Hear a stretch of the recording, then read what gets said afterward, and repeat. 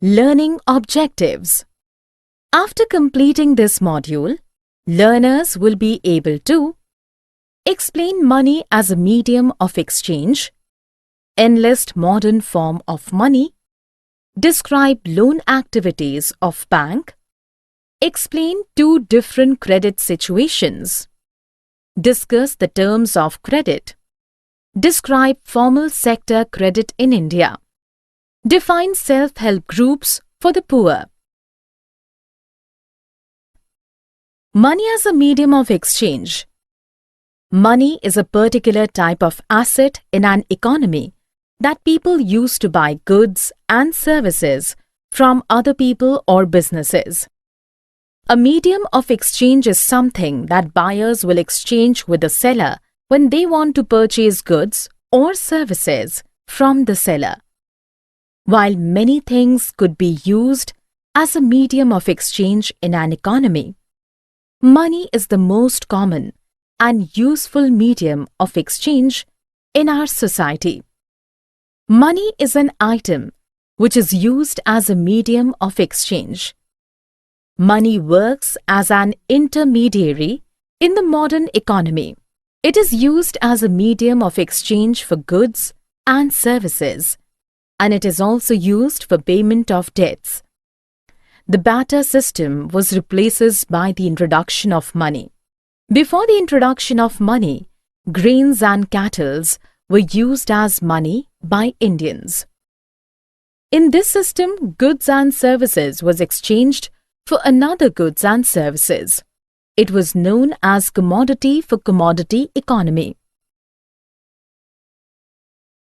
Modern form of money. Modern forms of money includes currency, paper notes, coins, deposits with bank. Traditional forms of money includes silver, gold, copper. Money is used as a medium of exchange because it is authorized by the government of the country. Its demand and supply can be controlled by the central bank of the country. In India, the law legalizes the use of rupee as a medium of payment that cannot be refused in settling transactions in India. No individual can legally refuse a payment made in rupees. Value of each good or services is measured in the monetary unit. Deposits with bank. People who have extra money can deposit it with banks by opening a bank account in their name. Banks accept the deposits and also pay interest rate on the deposits. In this way, people's money is safe with the banks and earns as interest. Demand deposit. People also have the provision to withdraw the money as and when they require. Since the deposits in the bank accounts can be withdrawn on demands, these deposits are called demand deposits. Advantage of depositing money in the bank. It is a safer place to keep money as compared to the house or a working place. People can earn interest on the deposited money. People have the provisions to withdraw the money as and when they require. People can also make payments through checks. Loans activity of bank. Loan activities of bank. Bank acts as a mediator between the borrowers and the depositors. People deposit their money in bank and get some rate of interest as extra income. Banks keep a small portion of their deposits as cash with themselves to pay the depositor who might come to withdraw money from the bank on any given day. A major portion of the deposited money is provided to those people who are needy of money for economic activities. In this case, money is provided as a loan with a higher rate of interest. Banks use the major portion of the deposits to extend loans. In this way, banks act as a mediator between those who have surplus funds, the depositors, those who are in need of these funds, the borrowers. Banks charge a higher interest rate on loans than what they offer on deposits. The difference between what is paid to depositors and what is charged from borrowers is their main source of income. Credit: the ability of a customer to obtain goods or services before payment, based on the trust that payment will be made in the future, is called a credit. Two different credit situations. There are two types of credit situations. In the first situation, a manufacturer takes credit during festive season in anticipation of increased demand for his product during the festival to expand his production costs, and later that situation has worked in his favor. He or she makes a good profit from production activities and he or she is able to pay the amount of loan. Therefore, that person becomes better off than before. In the second situation, a small farmer who has taken a credit for cultivation might face a problem. As crop production involves high costs on inputs like HYV of seeds, fertilizers, pesticides. Farmers generally take loans at the beginning of the season and repay after harvest.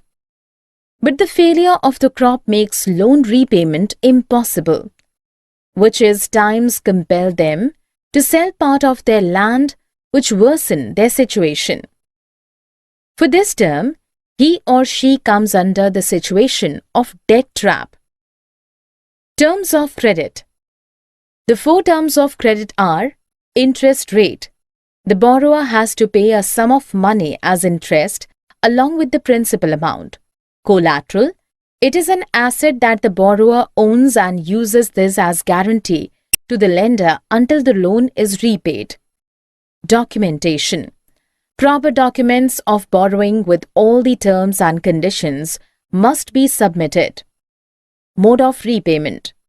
The mode through which the borrower will repay the loan must be clearly mentioned. Formal sector credit in India. There are two types of sources of credit in an economy, namely formal sector and informal sector.